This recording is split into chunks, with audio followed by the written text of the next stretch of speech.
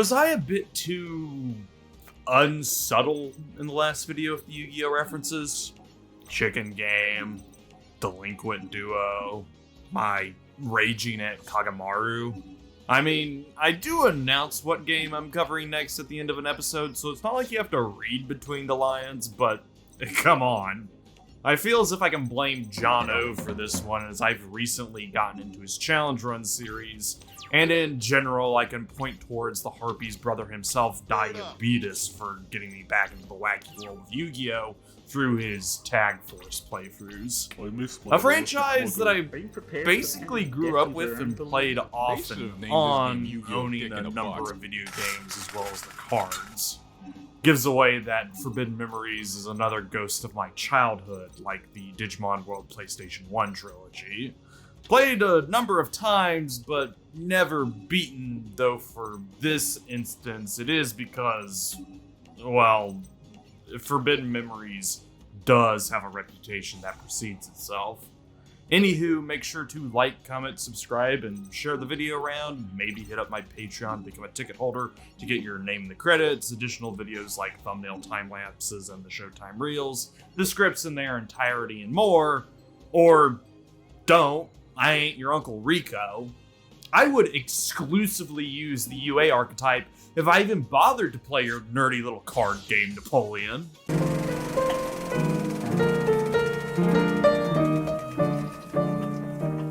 Yu-Gi-Oh! Kazuki Takahashi's, God rest his brilliant soul, baby. I feel as if I'm back in the Berserk video, as this isn't some obscure topic. Next to Magic the Gathering and the Pokemon TCG, Yu-Gi-Oh! Might be the most well-known trading card game of all time, and a good number of you probably know the story of it. What was originally supposed to be a horror manga turned into a shonen battler, but instead of fighting, emphasis was placed onto a variety of games for our characters to play to substitute for the usual shonen affair, leading to the creation of an actual card game. As an aside, this is where I ponder what actually is the most well-known TCG because of the variety of factors. Magic is the oldest of the three, seen release in 1993. For reference, that is older than me. There's all the Secret Lair and collab cards to mention if we continue down this line. You don't get to plaster Hatsune Miku or Spider-Man onto a card if you aren't big time. However, just for my personal history with the game, I learned about MTG last. It's stuck mostly to the card game and tabletop format. Most of the video games from Magic are either simulators or weird abstractions, like the RPG with card game mechanics, and there's not any kind of show centered around it, at least to my knowledge. It has been referenced in other video games. I particularly think of the Fallout 2 parody, where you can get addicted to opening card packs, and even in Yu-Gi-Oh! Itself with the card game of Magic and Wizards, but that's about it. Yu-Gi-Oh! And Pokemon, meanwhile, were multimedia productions, the former having the manga and anime come out before centering on a card game, while the latter had the card game come out first to promote what would become a world phenomenon in red and blue before the anime hit TV screens. The localization effort is worth mentioning as well, as without 4Kids, neither shows would be broadcast to however many kids in the West through the likes of Kids WP and other networks. Last time I'll mention 4Kids in this video, by the way, outside of their special thanks they received for Forbidden Memories. Rest in piss. I guess it depends on age group and bracket. I bet most people around this time and after would be able to say Pokemon or Yu-Gi-Oh! As opposed to Magic. And that's why I'm specifying well-known. Don't get angry, Magic heads. You are the most played game out of the three. And unlike Yu-Gi-Oh! Or Pokemon TCG, I and others can teach it to people without as much frustration. Shoutouts to my dad and members of the inner circle. So, Forbidden Memories, seeing as we should get to the topic of the day. Gee, I wonder what all that waffling about was for.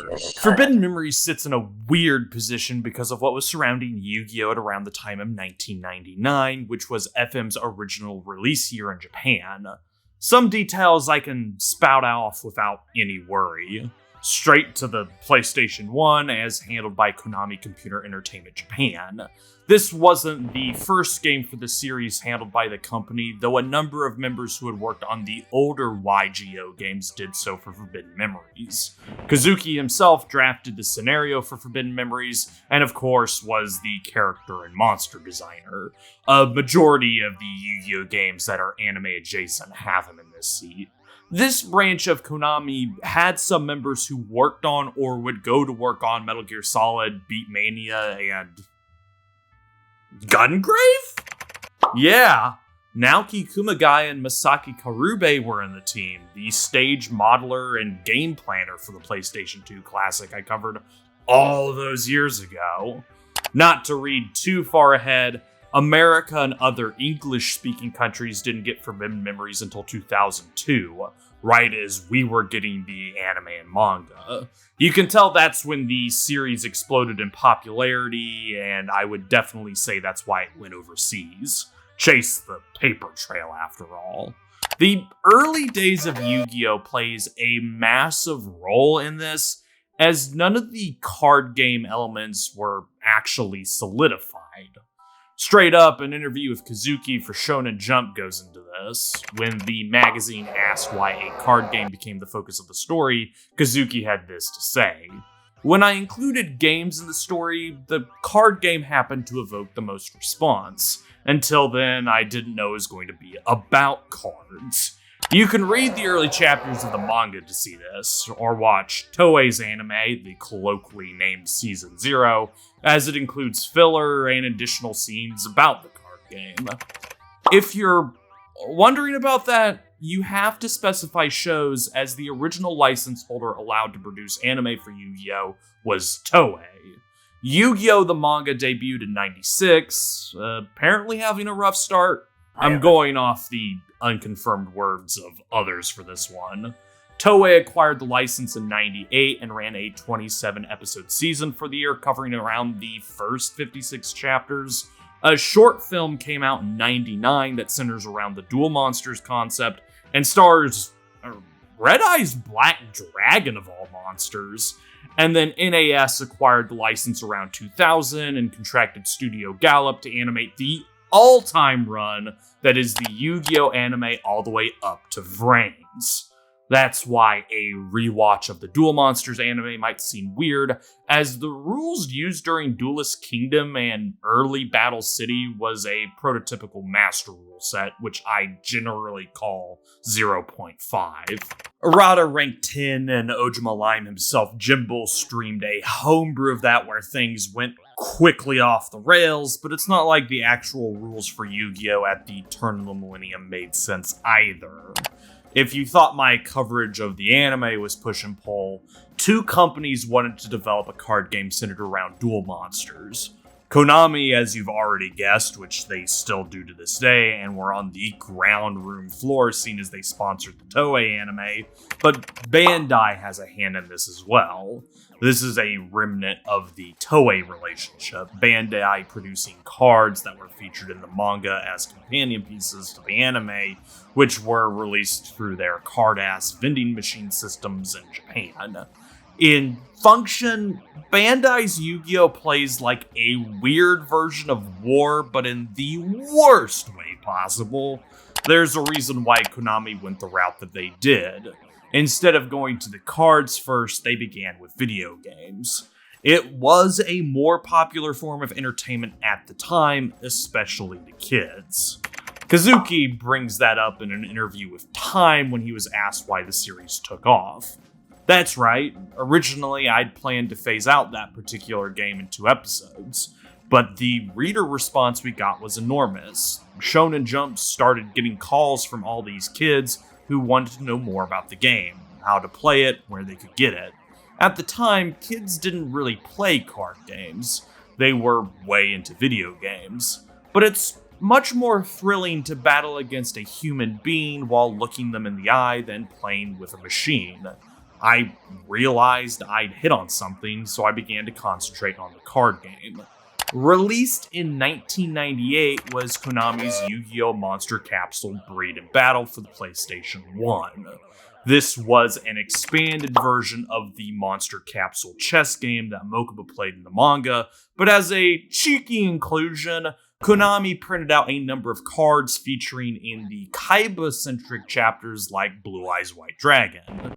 This is where I thank J-Wits, and I have linked his video below as a reference, since this information is not well collected. This title would soon be followed by a smash hit in the form of Yu-Gi-Oh! Duel Monster on the Game Boy, seeing a late '98 release in Japan only and having more promotional cards bundled with the game. Of everything under the Yu-Gi-Oh! Umbrella, this singular title is the most important as it's ground zero for the first noticeable semblance of the unified rule set that we know it as today.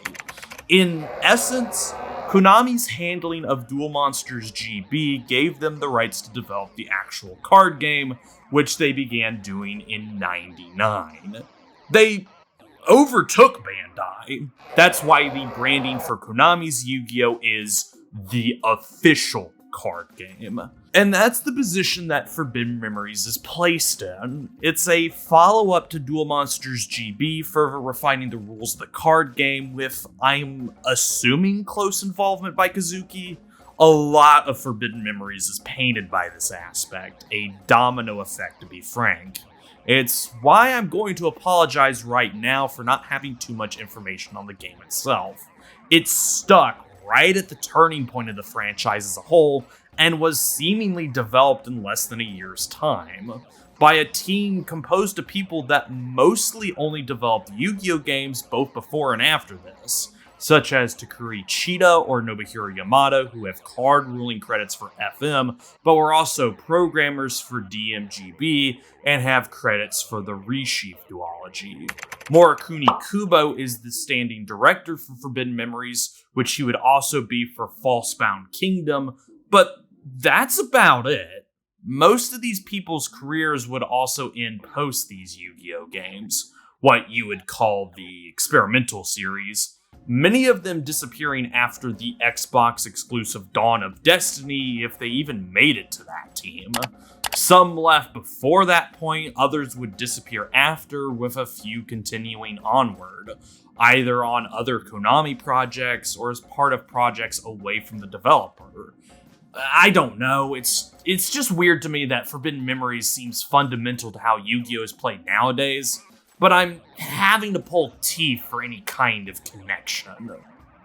Right, it's locked to the PlayStation 1 and has functionality with the short-lived PlayStation 1 peripheral known as the Pocket Station, but unless you own an original copy, the Japanese version, if you want to make use of Pocket Station functionality, most of us will be using EPSX. And to be transparent, I did use a mod for Forbidden Memories called the 15 Card Drop mod, and I will explain later why when we get to those applicable sections.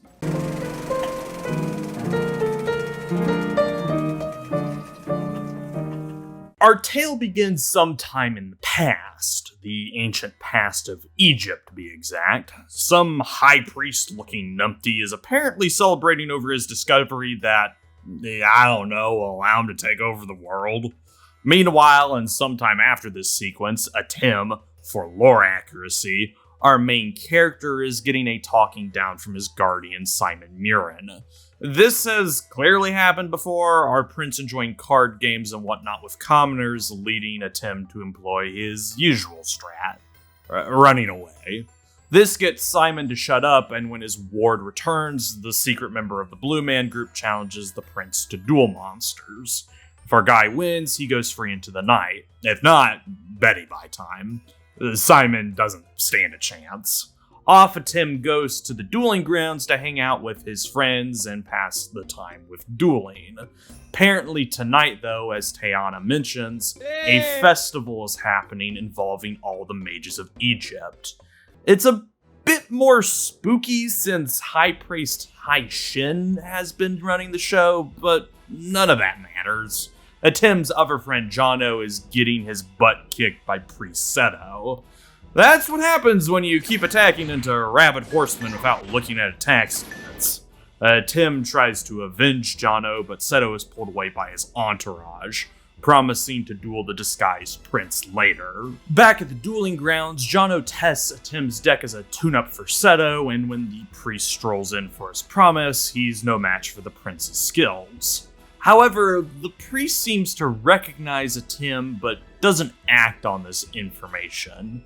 With it late into the night, the prince bids farewell to his buddies, but before heading home, he snoops around the local shrine, overhearing a few of the other mages whispering about Hai Shin and Seto's plan.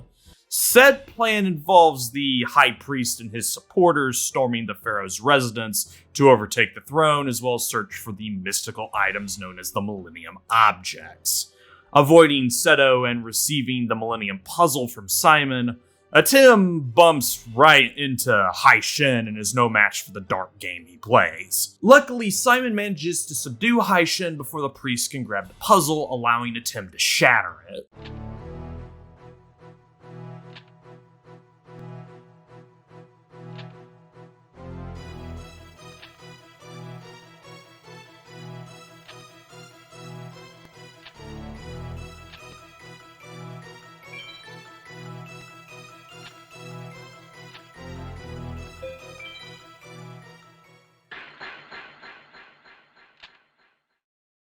Soul sucked into the pocket dimension of the puzzle, it would take thousands of years until someone put it back together. Yugi Moto. Invited to a Kaiba Corp-sponsored Duel Monster tournament, Yugi and best friend Joey Wheeler are wanting to be the champ. While they smoke the preliminary bracket, in the lead up to the finals, an Egyptian... Well, I guess at this time he'd be a ghost if we're following Yu-Gi-Oh! Lore. By the name of Shoddy strikes up a conversation with Yogi and Yogi. Hey boo boo, I play Black Magician in attack position, and that's my turn. By the name of Shoddy strikes up a conversation with Yugi and Joey. Apparently, the spirit knows about the deal between Yugi and the puzzle, offering a way for the two parties to talk. A bit of looking inward leaves Muto off of some Millennium cards from Tim. These conceal the powers of the other objects and help the prince return back to his time. Thankfully, all the finalists Yugi goes up against have an item allowing him to free Tim and bringing us back to ancient Egypt. While the prince was away, Hai Shin and his cronies have trashed the place, leaving the palace a ruin. A straggler maid soldier tries to apprehend Tim, but it goes about as well as you expect. Ooh, cool map! For a spot of good news, Jono and Tayana are still alive and have relocated the card shop and dueling grounds to a secret location, the friends getting in a spot of friendly dueling before Tim leaves. Wandering the surrounding area, Tim runs across the King's Valley and its watcher, Sidin. Deep within the valley are the Forbidden Ruins, but without a map... Oh, there it is. This is where Hai Shin was earlier at the start of the story, with a conniving Seto, who followed the prince and Sidin, informing Tim that without the rest of the Millennium Objects, the High Priest is undefeatable. It would be a shame if someone pointed out where they were so that the prince could gather them. Dropping the hint before exiting stage right, Seto sits back and watches Tim round up the objects. The right-hand man still has to convince his master that he's on the up and up, so Seto helps kidnap Tayana so things seem above board. Not that it matters. Once Tim gathers all the objects and enters the vast shrine to duel Hai Shin, Seto reveals his true colors once the High Priest is defeated. A triple cross occurs after Seto's defeat, Hai Shin wishing to use the power of the Millennium to revive an entity known as Dark Knight, so that he may rule the world. With the lesser priest at knife point, Tim has to oblige, but because the items were destroyed in the ritual, and Hai Shin isn't of noble blood like Seto or Tim, Dark Knight doesn't obey him, preferring to burninate the High Priest.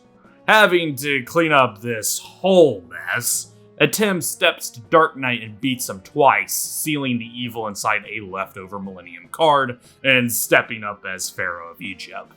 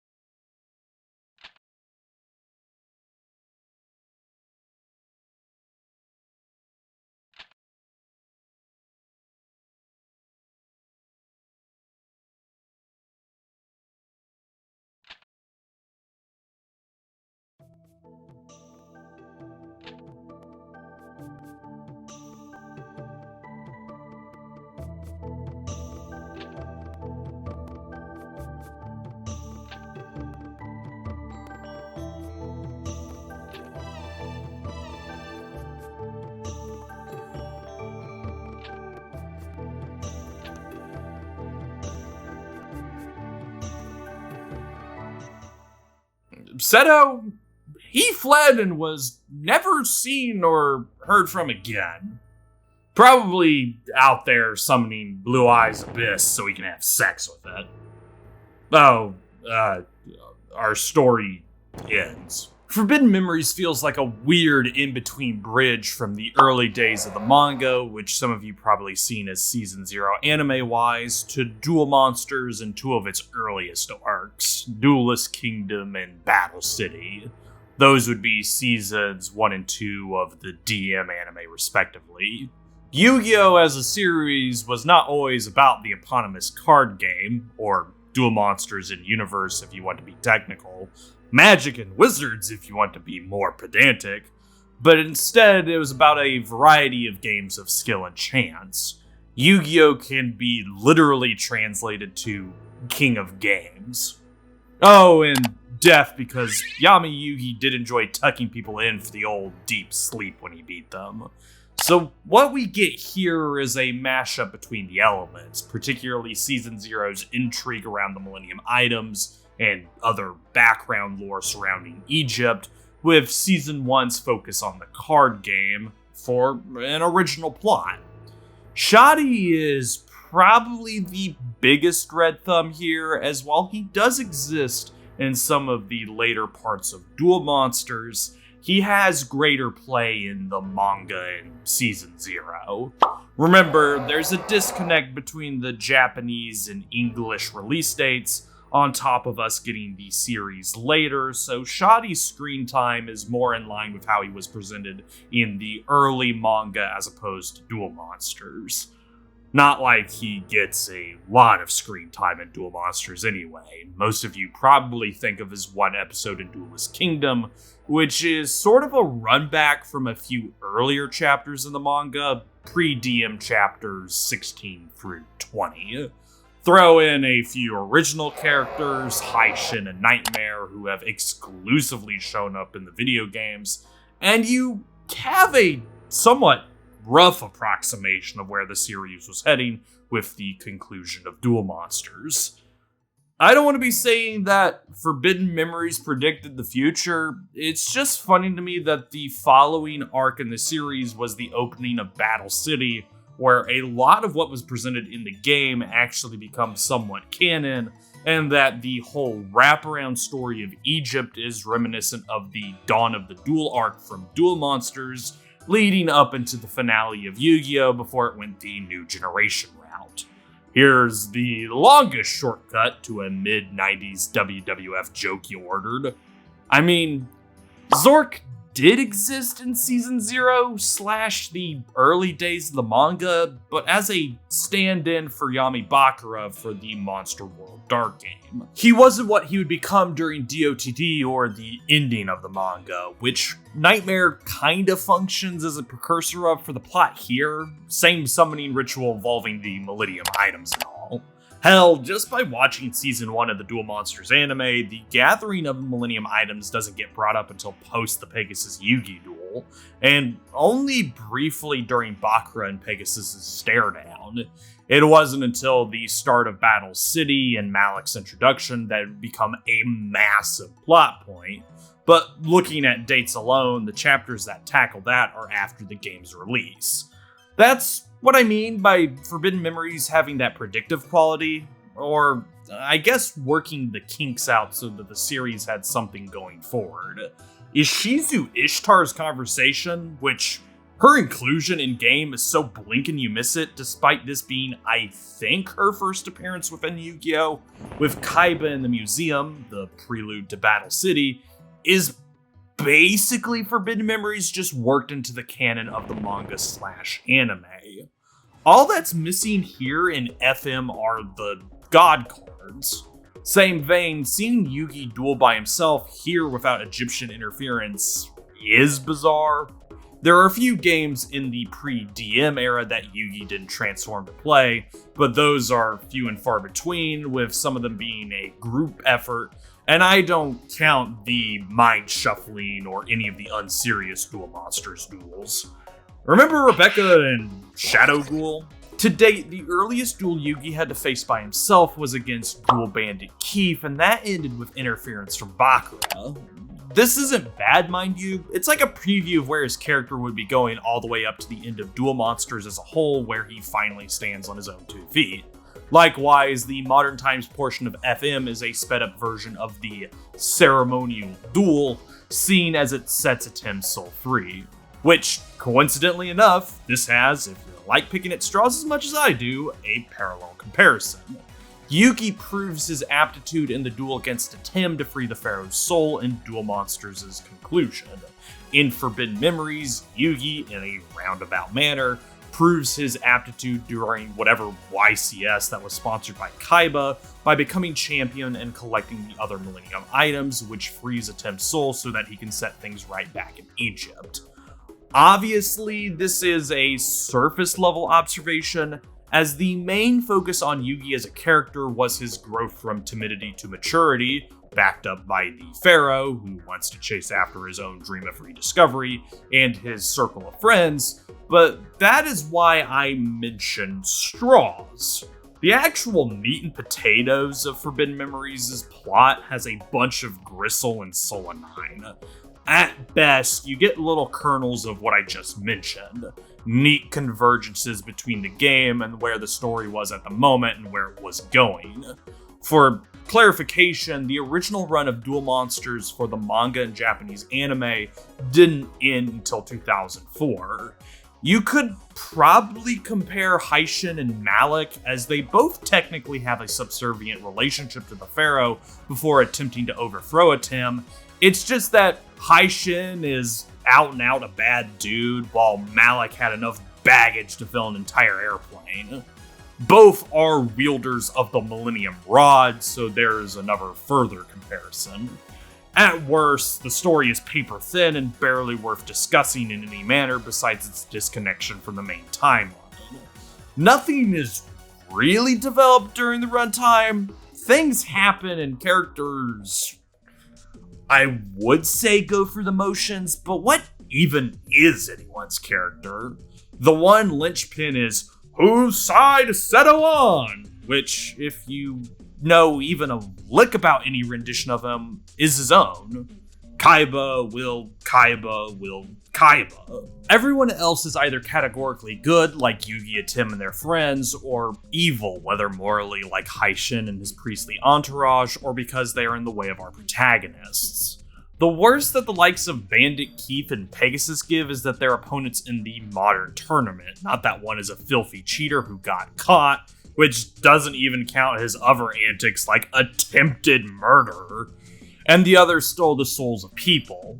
Both of those moments aren't mentioned, and it just seems like Keith and Pegasus are simply duelists in the bracket that Yugi has to deal with.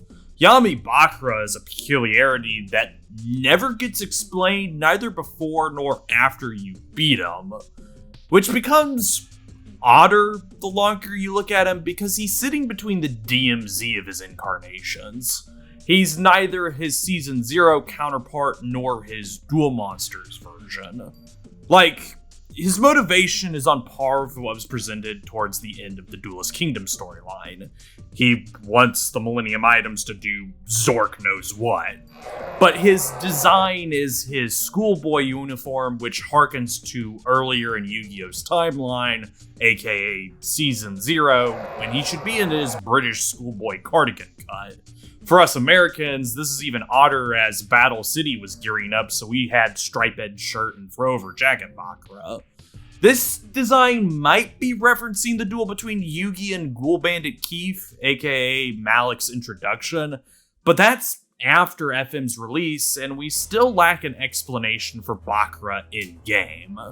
There's clearly a history as he addresses Yugi with grand importance, but that's all we get. He wants the items, but for what? And why is he evil? At least with the reoccurring members of the cast, you can superimpose those versions of the characters here to fill in the blanks like I'm doing with Bakura. That's a failure on Forbidden Memory's part to tie the source material into the story. Meanwhile, the various high priests under Haishin might as well be unnamed, as the only thing going for them are their admittedly cool designs and decks of various power levels. Hello Kapura, who you'll only remember by him dropping boosted Gate Guardians on you. Hello Martis, why is your deck so woefully underpowered at this point in the story? Jono gives these guys more personality during his challenge runs than the game does. It is odd that Forbidden Memories tries to keep to a structured plot without building up characters, so basically every twist and turn is flatter than the cardboard the cards are printed on. But it also doesn't annoy me that this story practically stays in first gear. It's so short and unobtrusive that it's more an oddity of a bygone era. There are decision points ranging from actual choices to, but thou must, than anything else. Like how Falsebound Kingdom is a proto-virtual world arc with a side character as a main villain, or how Duelist of the Rose is a hodgepodge historical fanfiction. That seldom seen third adaptation done for video games based on properties. An original story completely separate from the canon that wants to be standalone. I think you can throw Capsule Monsters here as well. When was the last time I looked at a game story like, oh no! Oh no!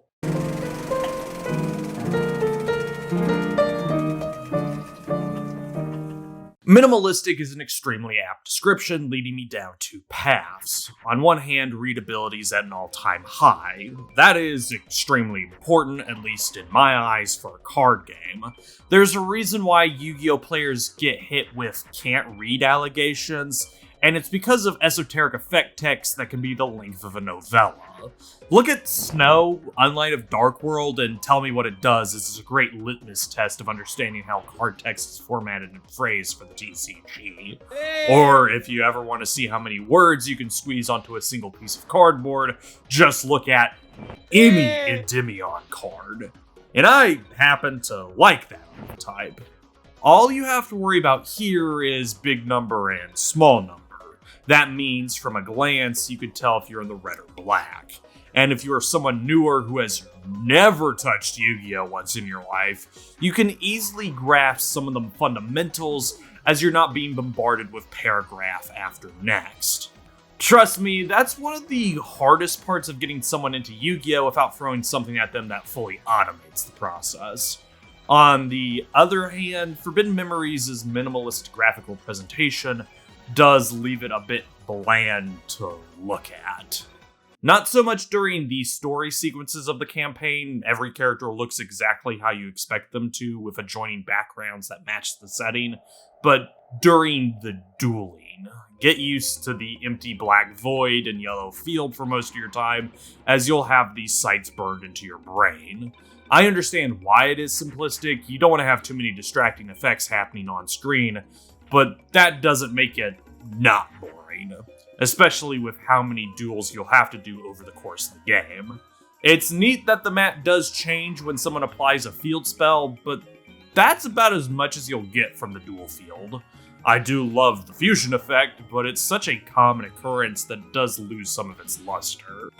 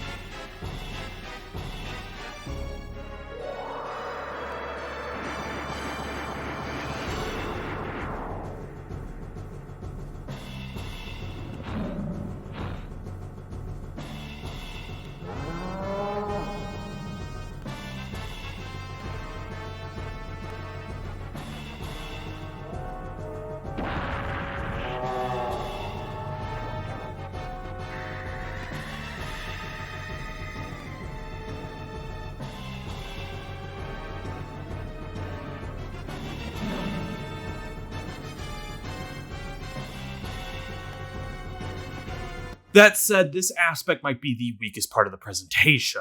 Unless you don't like the visual novel style layout, which is a you problem, we respect VNs in this household. All the card art in Forbidden Memories is ripped straight from the actual card game, early day charms and all. We're absolutely spoiled with phenomenal card art in today's age, but there's just something about old Yu-Gi-Oh! Art that is extremely endearing to me. It might be because it runs the gamut. Some of the monsters are iconic, cards like Black Magician, Blue Eyes White Dragon, Red Eyes and its fusions, but then you have weirdos like Wood Clown, Caterpillar, and That Which Feeds on Life. Just the who's who of dual monster cards that got no love until like a decade or so later with Rush Duels. Who would have thought that Change Slime would become an archetypal staple with the likes of Gaia the Fierce Knight and Red Eyes for fusion dumping? Or how Hero of the East would be transformed into a bread pun? What I'm saying is that classic Yu-Gi-Oh! Cards are well worth looking through, as it seems like a ton of ideas were just thrown at the dartboard without any caring if it made sense in the greater scheme of things. An almost purposeful lack of consistency between each of the monsters. I guess that's where card archetypes got their start, as if you do look through the catalog, you'll spot some wild things. In the same game that has fairy pop stars, Trickstar, you have athletes of a few varieties, UA and FA, transforming maids, dragon maids, tiny robots, despots, and eldritch horrors beyond the stars. Entity. What's neat here is that all the monsters are modeled in 3D for the cinematic battles, and while some of them look a bit hokey or off, a few of the models are quite good. Blackluster Soldier is the one that springs to mind, but even his fellows like the dragons Red and Blue look pretty exact. Sadly, you can't say the same about Twin-Headed Thunder Dragon, but he's still a champion in my heart. Sweetening this a bit, if a field spell is active, the surroundings of the 3D battle will change. What's more, each monster has 2 attacks depending on which Guardian Star you selected, so that means around 1,444 attacks, not counting card duplicates, I.E. Neko Gals 1 and 2, Mystical Sheep and others. exist within the game, so I can forgive some of the simplicity of the other aspects of Forbidden Memories.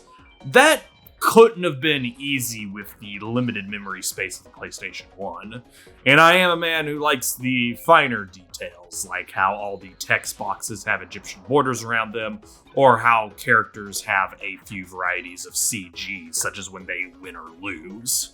Where I think a lot of the focus on the presentation was placed was in the sound department, as not only does Forbidden Memories carry with its sound effects, the OST has a number of bangers. Let me just say this about FM's SFX. The contact fuse noise is still being used today. Most of you will probably know it as the sound that plays when you either contact fuse or use polymerization in one of the modern games. But even beyond that, a number of the sounds from the game are burned into my head, like when you draw cards, when a fusion bump happens, when you play and equip over a card, and just the general sounds of battle. The resounding slash that plays either during a battle or a direct attack is such a godly noise in the same vein that hearing the Guardian Star power-up sound can cause you to clench when your opponent gets it. Dropping a Raigeki and hearing those bolts rain down, sometimes causing the game to slow down if there were a ton of cards caught in its blast, will always be one of the best noises to hear when you do it, and a complete nightmare when the enemy does. Trap activation has this warbling that has the same effect on the mind, whether tricking your opponent to strike right into a widespread or you accidentally eating one. For as little as I'll showcase rituals, they have a full song and dance, as does summoning Exodia. And backing this all up is some pretty great music, both for all the story scenarios as well as the duels themselves. While these story tracks are more ambient, they do well at catching the weight of the scenarios they're played during.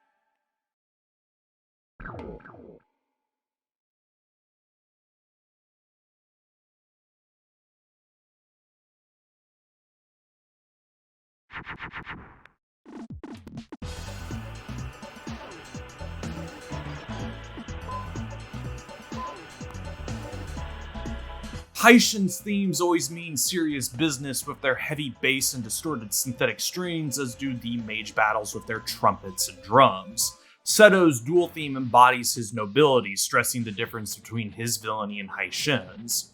Haitian's tracks are fit for a bad guy, while the horns and percussions of Seto's duel theme more or less stress that while he isn't a goodie, he isn't a total baddie. Well, except for Kisara. For as much free dueling as you'll be forced to do for Forbidden Memories, it's one of the best dueling tracks in the game, being this jaunty techno bop that never gets tiring. There's not a single bad track in the OST, and you're bound to find one that sticks with you, kinda like how Kaiba's duel theme does with me. It starts off as this slow, menacing, almost too prideful for itself song before breaking down into an electric interlude. It captures the identity of Kaiba quite well. The victory and defeat fanfare are two other highlights seen as they follow the logic of any video game jingle and will get stuck in your head. I think the only problem surrounding Forbidden Memories, outside of what I said graphics-wise, is that as a late release over in America, it was sandwiched up against the PlayStation 2 launch titles and second-year releases. 2002 was a whopper year, so it loses out on that end, but I think that'd be an unfair judgment towards Forbidden Memories, seeing as it did see the light of day in '99. It doesn't stand among the greats of that era, Shenmue and Street Fighter Third Striker right there, but Forbidden Memories does appeal to the eyes and ears most of the time, putting up a fighting chance.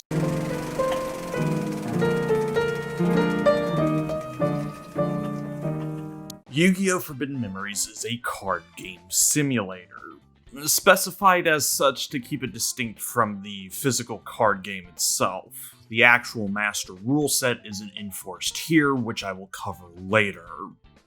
The rules of the game, not what the master rule set is. I'd be here for far longer with even less payoff. While there isn't a difficulty select, Yu-Gi-Oh! Forbidden Memories lands itself higher up the Mo scale compared to other games I've played, though some of the reasoning for that is quite artificial. To debunk a whole bunch of clickbait, no, this isn't the hardest Yu-Gi-Oh! Game ever made. Tag Force won for my own opinion, and Resheath as the popular choice are in the running for that. There's one bad section that can be heavily subject to RNG even with a good deck, that being the final 6, but much of the hardness of FM comes from the AI tricks hidden from the player. More on this when I get to dueling. When you first load in when clicking on campaign from the start screen, you are prompted to enter a name, attempt for accuracy, bringing us to the structure of Forbidden Memories. It's split between 3 modes: the visual novel stylized story sequences, the dueling screen, and the chest, allowing me to segue into how the plot unfolds. It too is threefold. You actually play as 2 characters throughout Forbidden Memories. A Tim, or whatever you call him, and Yugi, though there isn't any difference between the two. So from the start with Simon to Haishin 1, you play as the Pharaoh, then from Rex Raptor to Seto Kaiba, that's Yugi, then the rest of the game is back with Tim. Going back to start, you get Simon Mirren ranting and raving in your face, revealing that this is how most story beats will play out. You are given a choice, however, in this instance, either to continue listening to Simon or run away from him. Some segments of dialogue will have a choice for the player to make, but outside of this moment and when going to the dueling grounds in both sections of Egypt, what you pick doesn't matter. As I said, it does here. If you let Simon finish his spiel, you'll skip straight to Haishin 1, ending the first third of Forbidden Memories in record time.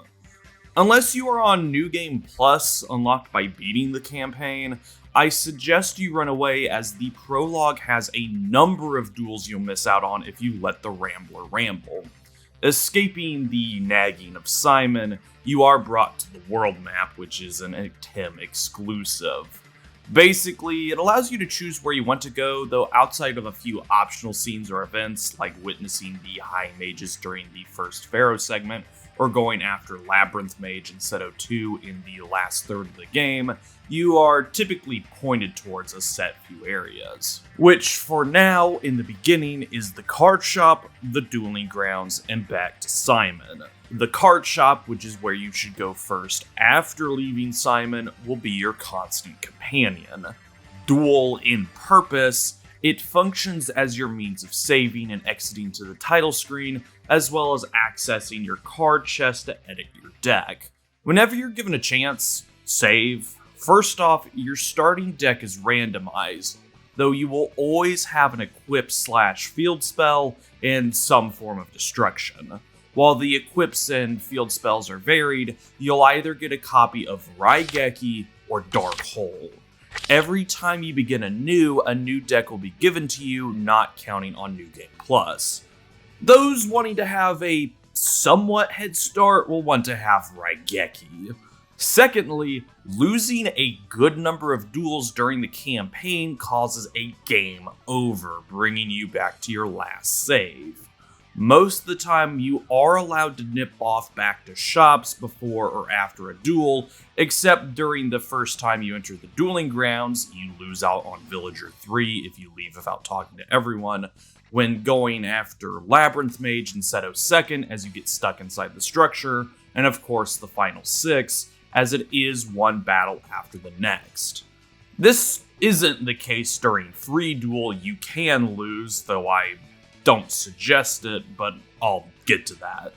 You saved? Good. Go back to Simon so we can kick off with the first duel of the game. All the story progress in Forbidden Memories is done through dueling, so be mindful that conversations will generally end with a duel. Before one starts, you do get a chance to switch out cards from the chest menu. Simple as, the directional pad allows you to scroll up and down between cards, or left and right between your deck and chest. X takes out a card or puts it into your deck, maximum and minimum of 40 cards. Start switches between filters, and triangle lets you closely examine cards. I'm skipping over deck building for right now as it's, well, a lot to cover. Hit circle when you're done to get to the duel screen. Okay, so unlike Master Rules, Forbidden Memories does a few things different. Sorry to all the folks who know dick-ass shit about Yu-Gi-Oh! Instead of a coin flip determining who goes first, the player always starts and begins their turn by drawing 5 cards. You are then allowed to play one card, only one regardless of type, whether face up or down, and if applicable, in defense or attack, before passing your turn, as you can't attack until your opponent has had a go. The enemy then has a go, except this is where things get fucky. Obviously, you won't get to see what is in your opponent's hand, but they don't simply draw 5 cards, not traditionally. In fact, what deck list your opponent runs is variable based on percentage. Their AI sets certain values to cards which determines the chance that they will be in their final deck. So Simon has a 72 out of 2048 chance to include Shadow Spectre into his list. This can include duplicates, as you can have up to 3 copies of the same card in a deck. Keep this in mind. Meanwhile, Simon has a 1 out of 2048 chance to include each piece of Exodia, which you can only have 1 of. Tangent: Exodia is an instant kill if you have all 5 of his pieces in hand, but as a win condition, don't rely on it. As an outside resource, Taya Online is your friend, as it breaks down each opponent's possible final deck and gives odds as to what cards will be included. However, this isn't in reference to their draws. Contrary to popular belief, no one you will go up against will have a 20-card hand. There is no confirmed source for this, and seems mostly to be hearsay from speedrunning. Yet, enemy duelists will swap cards from their hand and have a predetermined chance of having set cards be in their opening hands. So while they will have 5 cards in hand, it is weighted. This isn't as noticeable with the weaker opponents. Hell, even up to Kaiba, his blue eyes seem to be a boogeyman. But with Atim's second outing, this becomes the norm. Flashing forward from Simon, duelists like Kokura, Haishin 2nd, and Seto 3rd will have a pretty decent percentage of beginning their plays with Gate Guardian or Black Demon's Dragon, Gate Guardian or Meteor B Dragon, and both Blue Eyes, Base, and Ultimate, respectively. Making matters more bizarre, there is a hidden attack stat value rule that your fellow duelists obey.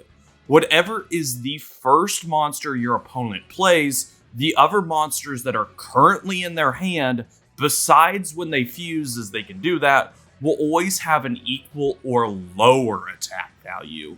So if Seto puts Blue Eyes Ultimate on the field, the other cards in his hand are either equal to it in strength or are weaker.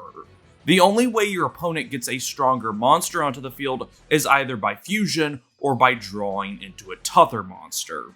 So, when it gets to a point, you will know what your opposition plays, and that's not even mentioning Guardian Stars. Your opponent will then decide to either attack or defend before passing over to you. That is, unless they are Pegasus or some members of the Final Six. And I think a few other characters. The Millennium Eye effect will be in effect. They can see your face downs when the ME is in play, explaining why Pegasus and others will attack a card that they shouldn't know is weaker than the cards they have on their field.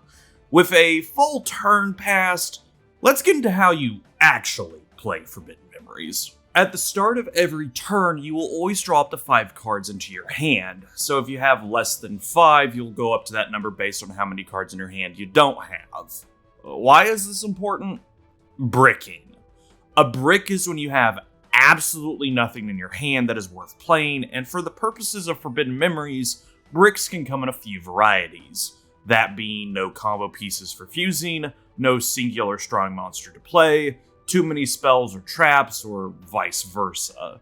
You're more likely to brick on your first hand than subsequent hands because you can dump cards, keeping what you like for later, though the opposite of having a phenomenal winning hand right at the start is also true.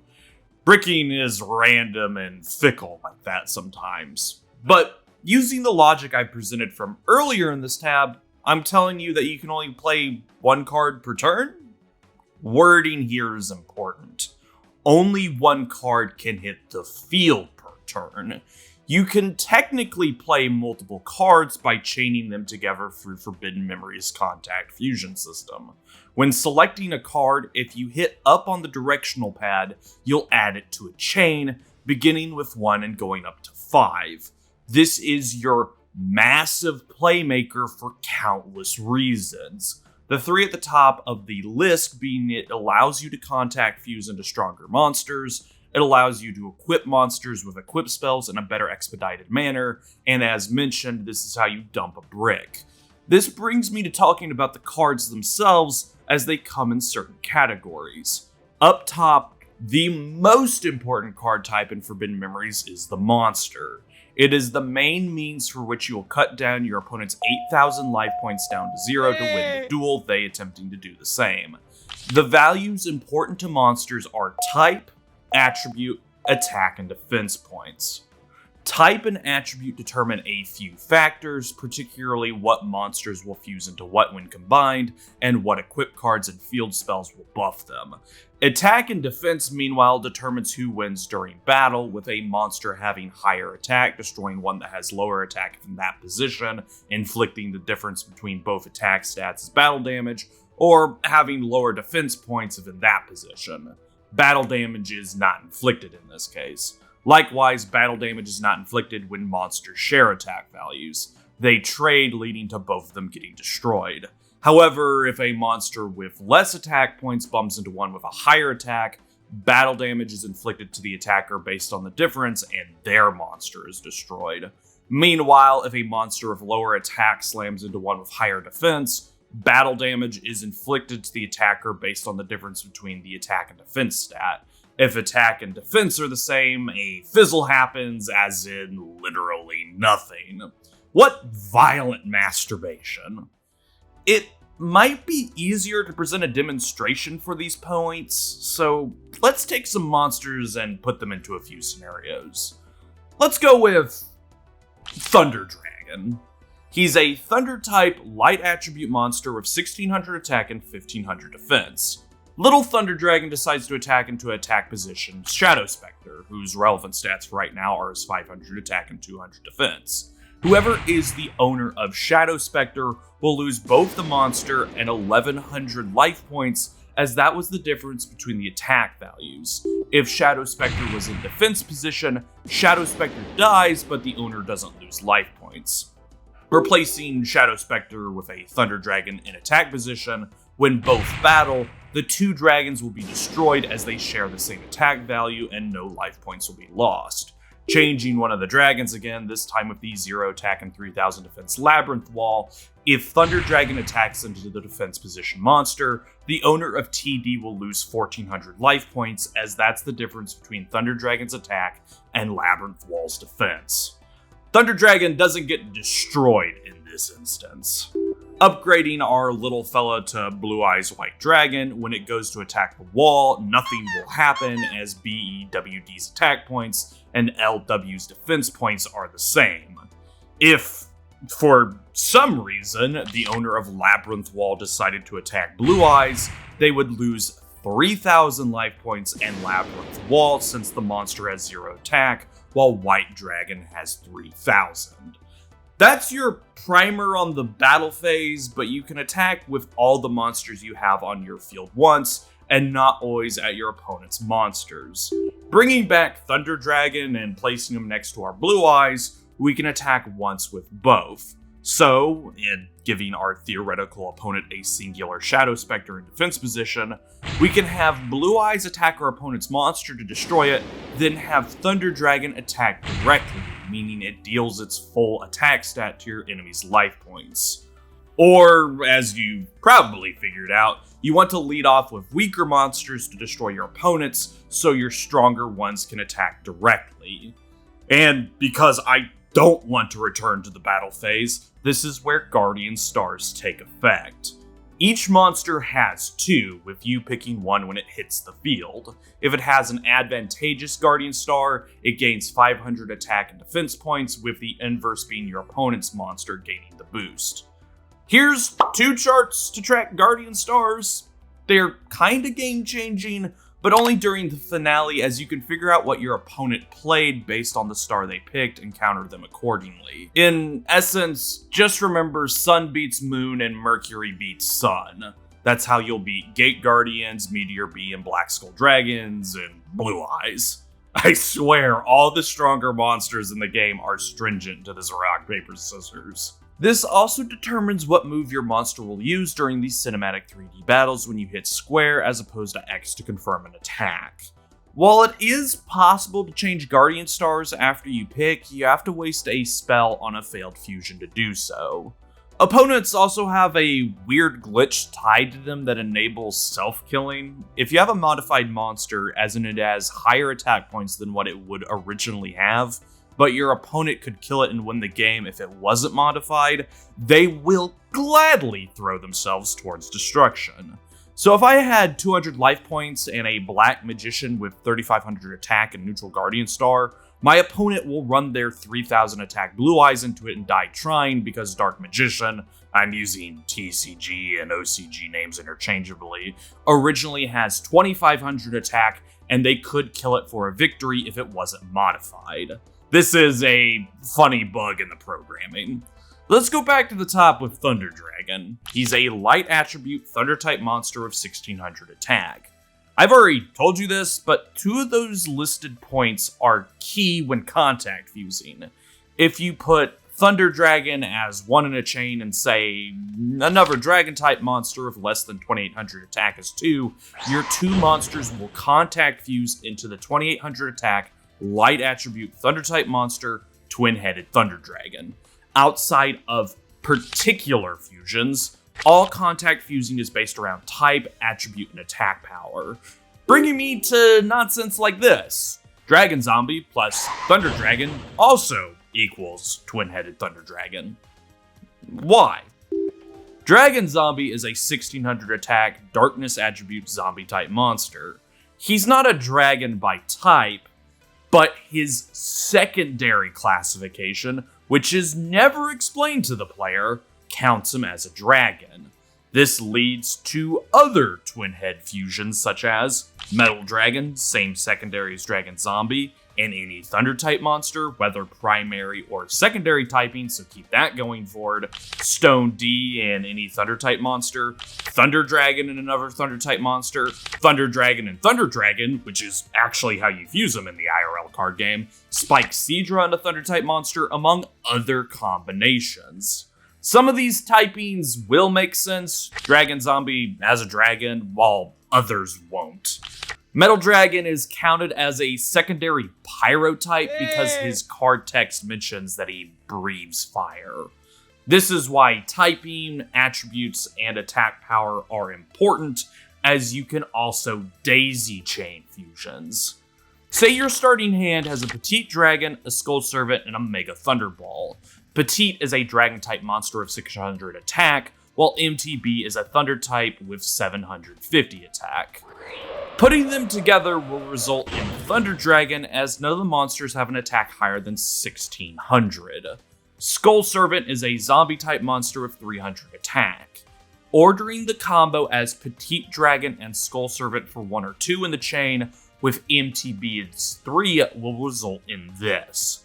Petite Dragon and Skull Servant will fuse into Dragon Zombie, with Thunderball fusing with Dragon Zombie into Twin-Headed Thunder Dragon. I theoretically can't list out all the fusions, as it is something you have to experiment with. Case in point, if you fuse Petite and Thunderball together to get Thunder Dragon, then added Skull Servant, you'd get the 1700 attack zombie type monster Skelgon.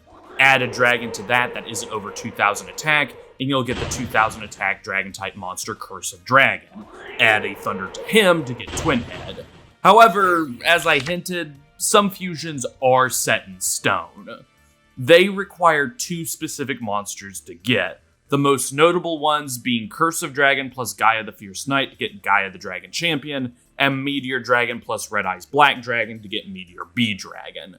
For sake of brevity, plants, dragons, thunders, and zombies have the most fusions available to them that are the easiest to understand. If monsters don't fuse, the one that is later in the chain will bump out the one that is earlier. So you can accidentally fuse into something only to bump it out. You also don't have to fuse from hand. If a Curse of Dragon is already on your side of the field, you can select a Gaia or Thunder type and put them in the same spot as Curse to get the fusion. You can only have 5 monsters on your side of the field at maximum. But how do we get more attack and defense power outside of Guardian Stars? In comes Equip, spell cards that augment the stats of a given monster. Backing up, spell cards generally apply an effect to something, whether it be the field, a monster, or a player. As such, spells are split into 3 categories: normal spells, equips, and field spells. All of them are still adherent to the 1 card to field rule that FM has. They go into the back row face down, total of 5 like monsters, if you want to activate them at a later date, but they can absolutely turn the tide of a duel. Normal spells come in a few flavors, but the ones that are sought after are destruction spells. Things like Dark Hole, which destroys every card in the field, Harpy's Feather Duster, which eliminates your adversary's back row, or Raigeki, which blows up every monster on your opponent's side. What are you talking about? Rituals? Forbidden Memories doesn't have ritual spells. Anywho, Look, just watch Jono's Ritual Monster Challenge to see why it isn't worth talking about these spells. To summon a monster via Ritual, you'll need to activate a Ritual spell card whilst you have 3 specific monsters present on your side of the field. Yes, you heard that right, the Ritual materials need to be summoned to your side of the field, unlike in the TCG where you can use cards from your hand. If that wasn't enough, it is not mentioned anywhere in this godforsaken game as to what monsters are needed for each Ritual summon. You had to buy the official Japanese strategy guide to learn about them, so drop some money on that one. After activating the Ritual card, the 3 monsters are consumed, and the stated monster is summoned to the field after the seizure procedure finishes. They are slow, bricky, and require specific material on your field to activate so you can use them to summon a Ritual monster. This ain't Prime Gishkis or Modern Necros you're playing with here. We're worse than Vendreads. Take a moment to contemplate that. Good? Okay. Field spells change the field to a certain attribute, buffing or debuffing specific monsters. Umi strengthens water-adjacent monsters and thunders while weakening pyro and machines. Mountain empowers dragons, winged beasts, and thunders. Stuff like that. Not completely necessary, but can also help out in a pinch, seen as the buff or debuff is 500 to attack and defense. While there are certain spell fusions, spell cards typically get auto-bumped while in a fusion chain, except for applicable equips.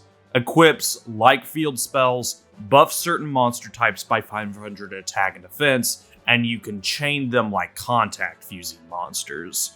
Take note that you'll want to put them in the end of a chain, as the buffs don't transfer over when a fusion happens. So in that above example with Twin Head made up of Skull Servant, Petite Dragon, and Mega Thunderball, your equips will want to be chained after MTB so they strengthen THTD. Typically, you'll want to run at least 4 types of equips at 3, 3, 2, and 2 respectively, focusing on a set monster type.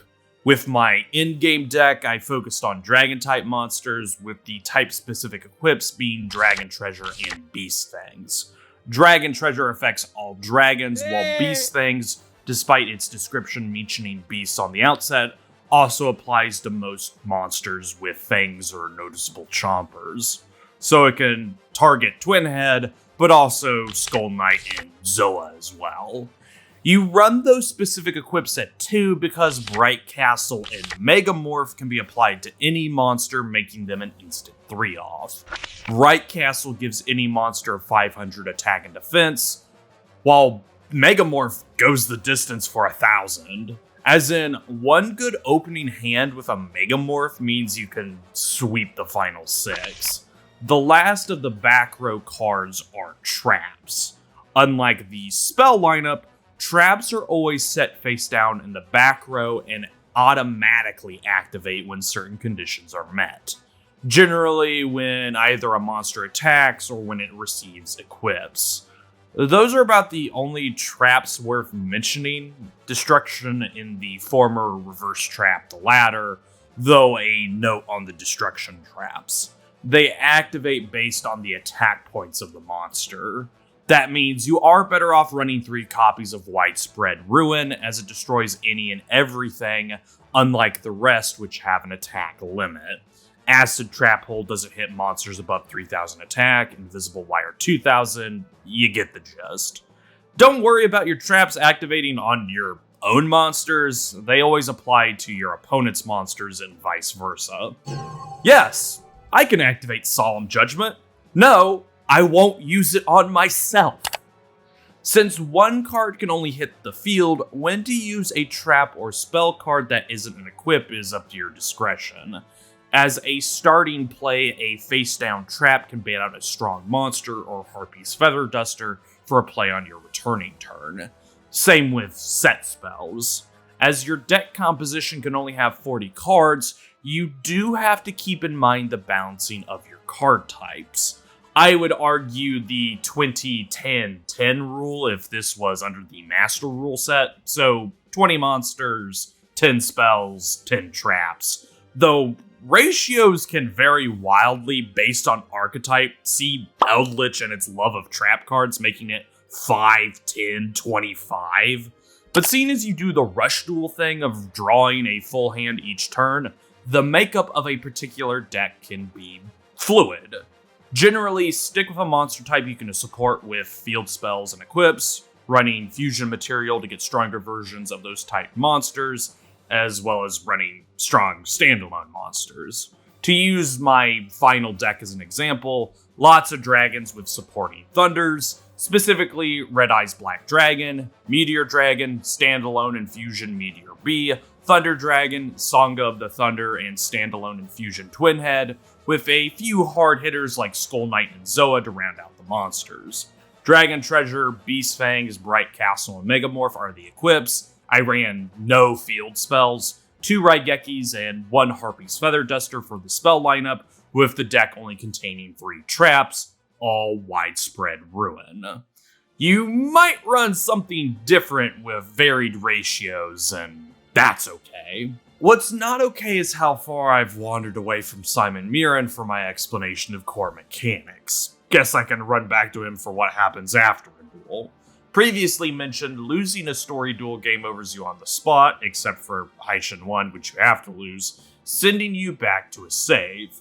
However, winning takes you to the results screen where you can see your performance. There is a full breakdown page that you can read through, but for our purpose, these are the elements to keep track of. Grade, dueling style, starred chips, and card dropped. Grade is a letter from D to S that determines how well you dueled based on your style. Did you play with overwhelming force and beat your opponent in 3 turns with few cards drawn and little damage done to you? That means you'd get an A or S grade under the POW style.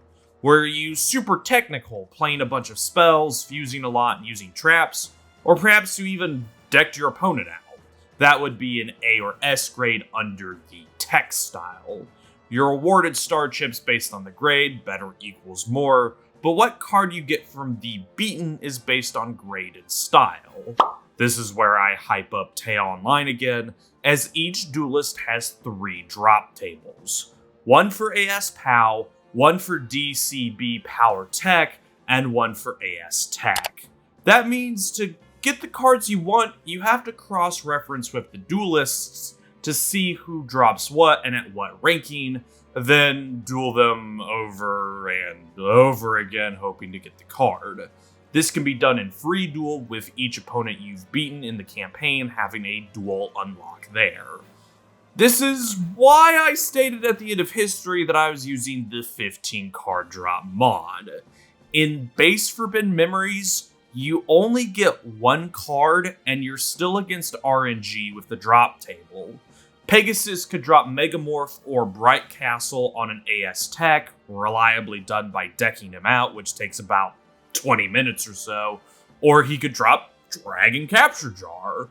All 3 cards have a 64 out of 2048 chance to be given to you after a duel. Low Meadow Mage's AS POW Meteor B Dragon is the most consistent one to get in the game, but it's still only a 20 out of 2048 drop. And again, this is looking at it in a positive light, if your hand doesn't brick and your opponent lollygags around. What I'm saying is that this is bad.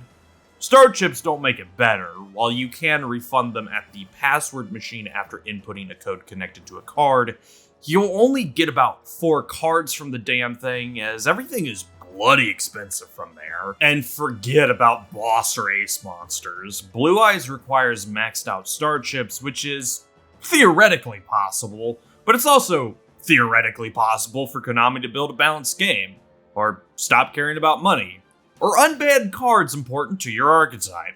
Don't play Yu-Gi-Oh! It's a hell that never ends. That's what makes completing the gallery for FM a bitch and a half, as gathering certain cards is obtuse. Locked to the Pirate Station, which never came out over here. Have fun going for 100%.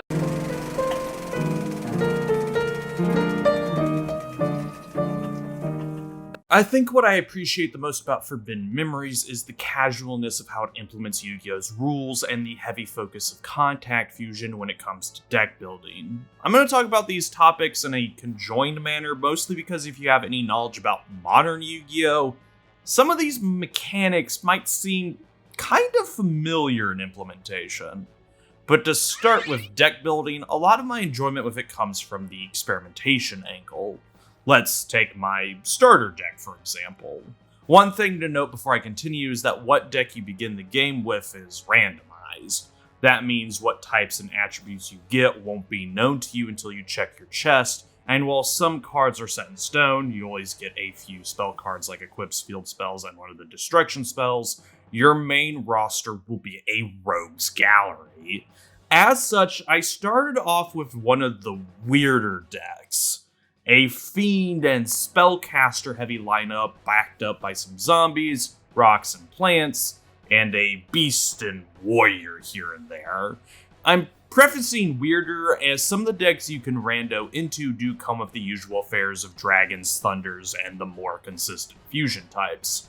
With Fiends and Spellcasters, however, they are among 2 of the harder starting types, as they don't fuse particularly well into themselves barring a few exceptions, and with other types, you have to pay much closer attention to what card you are using.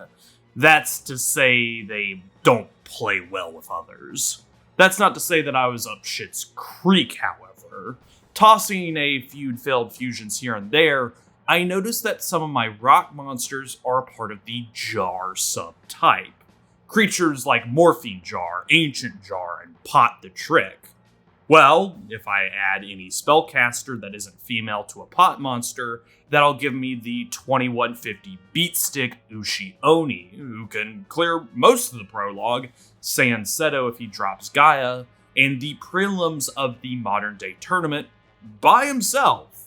However, not all my rock monsters are pots, so Ushioni, while great to set on the field as an imposing force, isn't entirely reliable. However, once again looking at my spellcasters, some of them are considered female spellcasters as their subtype. Dancing Elfing Keymace, for example. A rock and a female spellcaster generates Mystical Sand, rocking a 2100 attack stat that, while is 50 less than Ushioni, is easier to get out. Going off that same vein, if I replace the rock with a plant, that creates Queen of Autumn Leaves, who has a respectable 1800 attack. That can be useful in a pinch if I happen to not have any of my bigger playmakers. But what if I don't have any female spellcaster in the hand? All I have is a beast, a zombie, and a plant. Well, a plant and a beast makes for a good substitute for Queen, as Flower Wolf shares the same attack value. That's a nice flex option, allowing the deck to adapt in case my draws are screwing me. Likewise, a plant and a zombie, both below 1000 attack, fusions a Wood Remains. While a dinky 1000 attack stat isn't great, having 1000 attack means I get access to some of the higher tier zombies like Pumpkin the King of Ghosts. That means I do plant zombie plant to get the Gourd, who also has a solid 1800 attack, and a generally good dual typing of zombie and plant, so if I wanted to layer more onto him in the event that I get other cards, I could go further down the chain, into, as I previously detailed, Curse of Dragon, which gives me Gaia the Dragon Champion with the eponymous Knight, or Twin Head with any Thunder. Let's scroll back up as I haven't gotten to talking about Fiends, which make up roughly 25% of this starter deck. This is where I thank John O again, seeing as he recently released his Fiend Challenge run while I was still writing this script, and I learned a thing or two about this typing. Fiends, as mentioned, are an intermediate to hard typing to fusion with. They don't have a lot of subtypings, having a piddly self-fusion roster, and even among the types they fuse with, there are better alternatives. For example, a Fiend and a Dragon can give you either Komori or Blackland Fire Dragon, but it's better to go into Dragon Zombie or B-Dragon Jungle King, as plants, zombies, and dragons have better synergy and attack value. You can still go down the path of Twin Head with Komori or Blackland, but why not go the stronger variants of that? However, Fiends do have access to one of the best fusions in the game for a small cost. Any Fiend fusion with Job Change Mirror will grant you Summoned Skull, an iconic card belonging to Yugi's deck that rocks a beefy 2500 strength that can just casually steamroll most opponents up into the finals of the tournament. This is an any family fusion with Job Change Mirror, no matter what the other Fiend is. And since Demon Summon doesn't drop anywhere in the game unless you either mod FM or have a pocket station to ritual out cards, this is your singular path to the almighty Black Skull Dragon. While this is a bespoke fusion between Summon Skull and Red Eyes that can take a bit to get out, it's not like a lot of regular opponents are going to run over either Skull or Dragon, especially if you buff them or use a proper Guardian Star. Another useful Fiend fusion is centered around Fungi of the Musk, particularly if you lack any plants but have their combo pieces. Fungi of the Musk is not considered to have a dual typing, despite it ostensibly looking like a mushroom, which you could generalize as a plant. Put it and a beast together and you get jack shit. However, a Fiend-to-Fiend fusion with Fungi gives you Dark World Thorns, who is a plant monster. That means Fungi of the Musk plus a Fiend plus a beast or female spellcaster or zombie will give you either Flower Wolf, Queen of Autumn Leaves, or Pump King, which you can turn into further stronger monsters like Flame Cerberus, Mystical Sand, or Great Mammoth of Goldfine.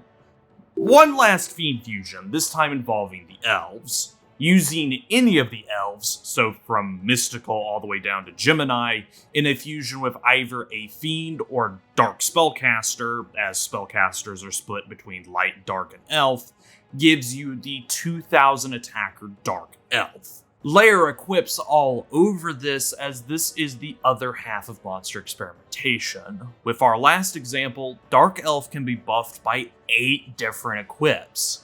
That offers a plethora of options for deck building. This is what makes up a bulk of my enjoyment with Forbidden Memories. The more you play, the more you understand the strengths and weaknesses of your deck and what your combo pieces are. That way you know what hands to dump, what cards to keep, and what to aim for. It helps that the rulings are an almost prototype for Rush Duels. No, seriously, if you've never played Rush Duels, but have played any version of Forbidden Memories, they have a very close rule set, just that in Rush Duels you can play more than one monster per turn. It's funny to me that Yu-Gi-Oh's future can be divined from its past, as a lot of the strategy in this game holds over towards rush dueling, as since you draw a full hand at the start of your turn, you want to play a bit fast and loose with your cards, but not let your aces and bosses get casually obliterated. That also means that you can be a bit more flippant in your deck construction, as outside of building towards the better typings in Forbidden Memories, what you want in your deck is up to you. I know I keep bringing him up, but just watch Jono to see what I mean. He somehow made a Pyro-only run work, all because of how he constructed his deck. It goes without mentioning, though, that I do have to give praise to some of these cards for being MVPs. Without question, if you're doing a casual run of Forbidden Memories, Meteor B and Twin-Headed Thunder Dragon are the cream of the crop. Good typings that are boosted by Mountain if you want to run field spells, good assortment of equips with Dragon Treasure buffing up both, and Guardian Stars that are more useful than others. Meteor B can easily clear out any Black Skull Dragons and Gate Guardians, with a few equips allowing it to hit over Ultimate Dragon. While Twin Head doesn't get a Guardian Star advantage, his vast array of equips can make him an easy ace or boss, and with the plethora of fusions into him, his flexibility is king. I mean, while Meteor B can be a standalone, he only has a bespoke fusion with Red Eyes and Meteor, both materials in a Twin Head fusion. If you're wondering, that's what makes REBD and MD instant 3-offs, as they grant you options, either together into MBD or separate if there's a spare Thunder type. Said Thunder type should be Thunder Dragon if you aren't going for raw power with Sangha. While not a heavy hitter by any means, in fact 1600 for a level 5 is the dearth of early days Yu-Gi-Oh! That's why IRL he has his draw effect. Thunder Dragon earns a spot of his versatility. The dual typing of Thunder and Dragon ensures that if you have one piece or the other, you're getting a Twin Head. I read the list of combinations with him, and that's not even scratching the surface. Thunder Dragon is so utilitarian in any deck with a splash of dragons or thunders, but you can also go into a ton of offshoots like Sea King Dragon, Stone D, Black Dragon Jungle King, Sword Arm of Dragon, Curse of Dragon, Thousand Dragon, Kairyushin, and with access to either all cards through mods or a pocket station, Harpy's Pet Dragon. There's a reason why both Thunder Dragons have adoration from fans of FM, which I don't know if that led to the creation of their archetype, but I want to believe, man. Going away from the Kings of Forbidden Memories, I have to give props to both Skull Knight and Zoa. 2650 and 2600 attack respectively, they are fantastic picks to go into the final 6 with you, as you have to deal with the Yami field buff that your opponents use. That means by having either or in the hand, that's 3150 and 3100 attack right to the field without counting equips. While it would be understandable for Zoa to receive a power-up from Beast Fangs, he's some nightmare animal from a different dimension, the fact that Skull Knight also receives the buff shoots him up to being an utter terror on the field. Helping Skull Knight as well is his Guardian Star of Mercury. story. All the toughest monsters in the game practically default to Sun, they being MBD and both white dragons. So in the awful scenario that I don't have Meteor B or Twin Head juiced out of their minds on the field, Skull Knight can serve as the backup pinch hitter with a natural gain of 500 due to GS. It's kind of what makes Dark Magician a good card to run as well, but his lack of equip symmetry with the rest of my game-winning deck meant he didn't see the final lineup. This is also where I want to give shoutouts to the 1800 to 2100 crew, as this range becomes your go-to up until the second visit to Egypt. Black Dragon Jungle King, Flower Wolf, Queen of Autumn Leaves, Flame Cerberus, Pumpkin, Skelgon, and all the others are so useful when you're still getting used to how FM works, and can remain pretty stellar with the right combos. There was a brief window of time that I was running Gaia and Curse just so I could get Dragon Champion, because why not? It's neat being able to pick and choose what you want and seeing what you can get out of it. And a word that I've used many a time before, flexible.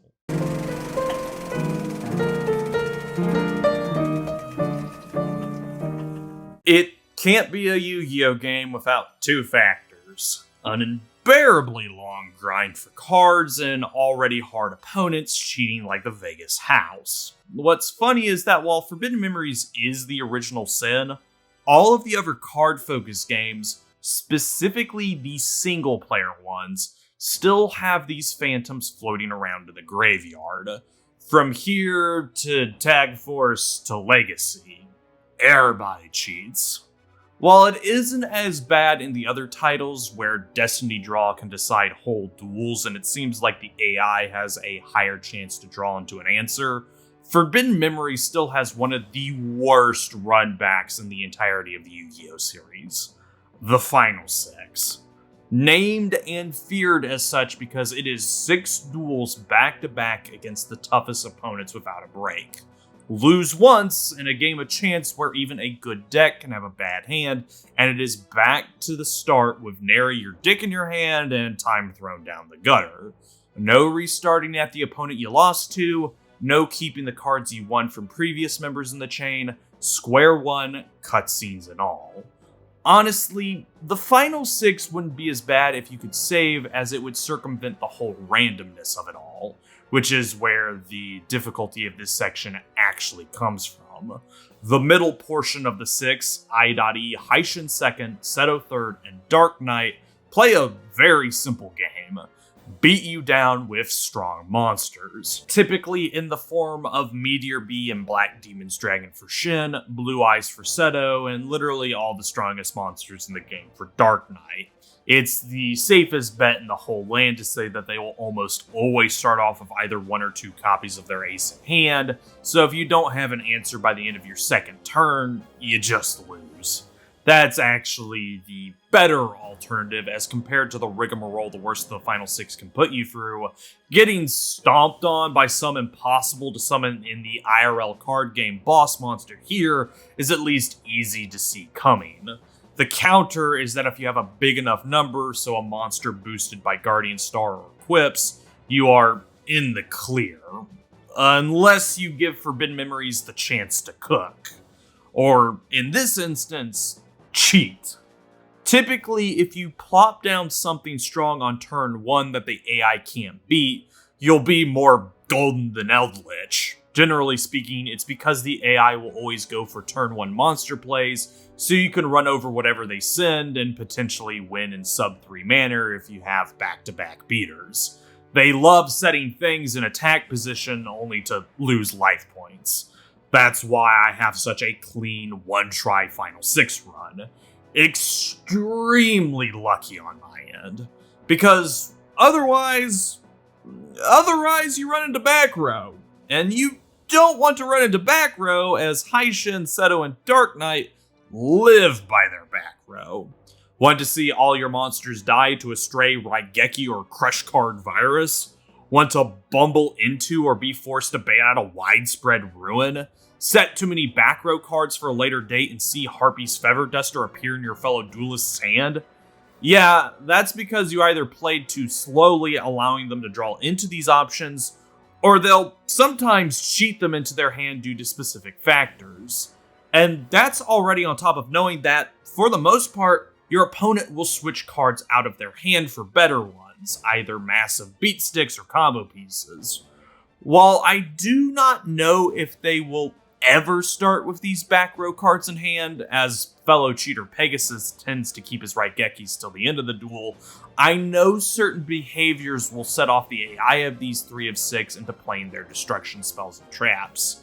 But I feel I have to specify only half to about 3/4 of their time will their AI go nuclear. So this is what it's like to deal with Moki Moki. For Raigeki or Crush card, having any monster or monsters on the field will have a Bolt from the Blue or Virus come your way.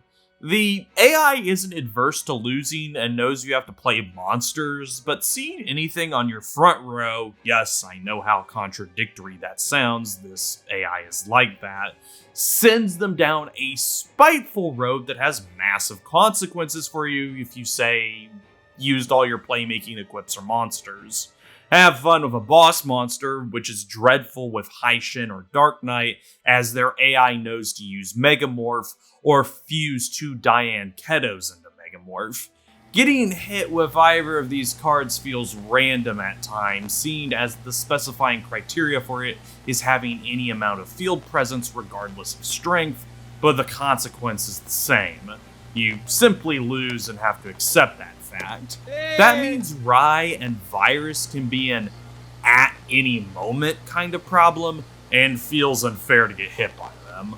I at least have to draw into my Raigekis to drop them, but only, as I mentioned, if the AI feels like it wants to, which is a quandary you can't completely predict. The RNG of this game is legendary, partly because of its savagery, partly because it can be wishy-washy. Widespread's windows when your opponent has at least one monster on the field. So instead of using their next turn to pummel you back to the start of the run, they'll give you a cruel mercy when setting the trap. In the words of Jigsaw, make your choice. You'll need a strong enough monster to beat over whatever the 3 already have on the field, as this is assuming you lost the battle on turn 2, but you can't be reckless as you'll activate Widespread and be banished back to Sedek and Neku for your efforts. So you have to spend 2 of your turns to defuse the trap. 1 to have a monster that can stay on the field and destroy whatever Shin, Seto, or Dien have placed down, and 2 to have her sacrificial lamb eat Widespread. All the while these 3 dickheads are still having their turns, so they could be setting more ruins, building up field presence, or making you wish you were playing something other than Forbidden Memories. You get funneled down the worst flowchart and have to hope and pray to the random number god that he isn't in a smiting mood. Harpy's Feather Duster is the easiest to pull out, as it's basically guaranteed if your opponent sees that you have more than one set back row card. It's practically a given, though unless it eats a Widespread ruin you placed, it can be a boon akin to how you can trick the mages into using their field spells for a free direct attack.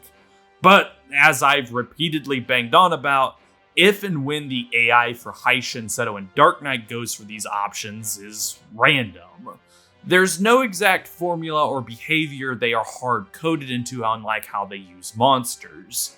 You'd think the game would let them cheat in whatever they needed, but no, that isn't always the case for, I'm assuming, fairness? So, Forbidden Memories can be beatable, but it calls into question all the mechanics of how your opposition actually plays the game. It's consistently inconsistent, which is just wonderful for placing Forbidden Memories on the Moe scale. Truly, the dick has been stacked against you. Your best bet is to build a powerful deck to alleviate the volatility of the AI and its decision-making, which doesn't get you completely into the clear, it just makes your game more uniform, but that runs you aground of the other problems synonymous with Forbidden Memories: the grind. Charybdis to Skyla. Why I implore you to use the 15 card drop mod is that FM is a time sink without it. It's less of one with 15 if you needed a damning sentence. 1 card for 1/1 duel might not seem bad, Then you start playing, and playing, and missing card drops that finish out your deck, and getting ranks that provide you with nothing you need or want. And maybe you lose once or twice due to bad RNG. It's a nightmare. If odds were better, if you got a choice of card based on rank, if it was literally anything else, it would be fundamentally better than what Forbidden Memories went with. I have a whole recording session that is nothing but grinding for cards, and that's with the 15 card mod. I had to take time out of my own free time to grind for cards, which was around 3 to 4 hours of nothing but setting cards and let Pegasus deck himself out because Megamorph and Bright Castle wanted to be elusive. And those are 2 drops out of 6, as if you run less than the maximum 3 of each, you aren't playing Forbidden Memories properly, and the final 6 will tell you. Need I also remind you that your deck is a living organism, so you'll have to upgrade it as you get further along in the campaign to stand a better chance to lest you get mollywopped. That means the actual length of the title is far shorter than what it seems because you wind up spending about 3/4 of your time, or more if you're going vanilla, you poor sad soul with all the time in the world, going into free duels so you can potentially round out what you have. And I already lambasted star chips, but they really feel pointless as the maximum you get is 5 for a quote-unquote perfect duel, which means on average to get the lower tier cards from the shop, that's 4 to 6 duels. Anything higher and you break into 30 duels at minimum for middleweight threats like the Jin, to 160 duels for equips. And only 1 copy as the password machine doesn't give out duplicates, so even if you wanted to grind out money, which why would you, it takes even more time on dual density alone, it's a fool's errand. Unless you are challenge running FM, the most you'll get out of passwords is having a combo piece or beat stick for a specific section of the campaign that'll be phased out for the finale. A beater like Jirai Gumo or combo fodder like Parrot Dragon have upgrades like Dark Magician or Bee Dragon Jungle King, so unless you have some rule set you're playing the game with, there's not a lot of reasoning to use the password machine. You'll get, slowly to be frank, better cards from dueling alone. Still beats grinding in Tag Force for a funny aside. Nothing like having an awkward starter deck and trying to get something better only to find out to get more card packs you have to fulfill specific conditions like leveling up or having certain relationship scores to unlock them at the shop to make them viable, then finding the weakest NPC to constantly bully to build up money so you don't waste your time with a loss and get bubkiss. There's a fucker in Tag Force 4 that uses a Chimera Tech Fortress Dragon field-wide fusion strategy, so good luck going up against that with a piddly 5D's X-Saber structure deck. Maybe try your hand with a Lightsworn player who'll always top deck Judgment Dragon. And even with a proper deck like Benjamin Tan's Black Wings that won YCS 2009, your opponent will still top deck anything they need because fuck you. Snatch Steal as soon as I get my ace out, Endless Sakuretsu or Holes, any limited or semi-limited magically popping right into hand as you need it, the full combo of your opponent's deck right from the get-go. Once would be fine, twice would be suspect, but the fact you can predict what a duelist does in Tag Force and what options they select into is what makes that subseries well and truly worth putting on the pedestal next to Resheath. When Tag Force decides you lose, which it does often, you will brick after brick on all your draws, and your opponent will be given every out. If I ever continue down the Yu-Gi-Oh! Card game rabbit hole as Capsule Monsters, Duelist of the Rose, Falsebound Kingdom, and a couple of other games follow a different formula, let's call this moment foreshadowing, as I at least find the grinding in FM tolerable, and I'm calling it out and out bad. What a grim portent of the future.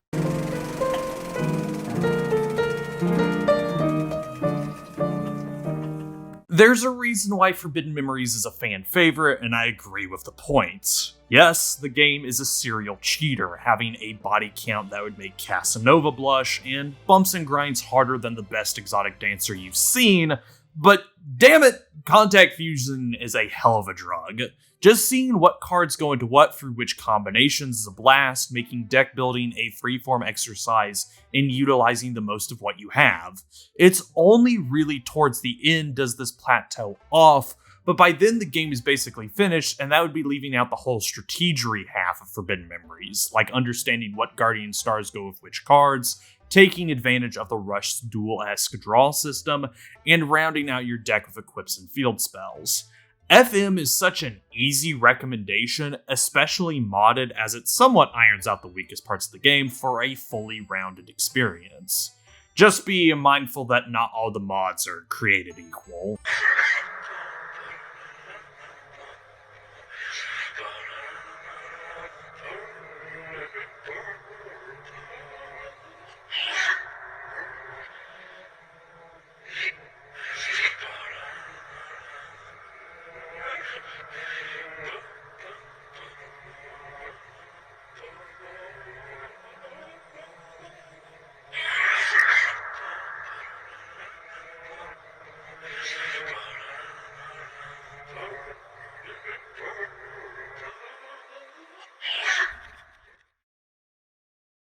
What do I mean by that? A ton of mods for Forbidden Memories require you to have a deep understanding of the mechanics to stand a chance against the starting duelists. As in, if you don't go into the mod with what feels like extensive knowledge of how it handles fusions or what your paths are, you won't get past the first few opponents. If you aren't messing with numbers like drop rate or making all cards available, a good number of the mods of Forbidden Memories amp up the difficulty to insane degrees. Shouting out Diabetes again, as that British harpy has a few spotlight videos on the mods of FM, some being revamped versions of the base game, some complete overhauls, and others unfinished. Potluck. I think that's also what makes Forbidden Memories special, the fan adoration behind it. 26 years later, and it's still going strong, whether with different spins on the idea through mods, a whole heap of challenge and speedruns, and countless discussions on it.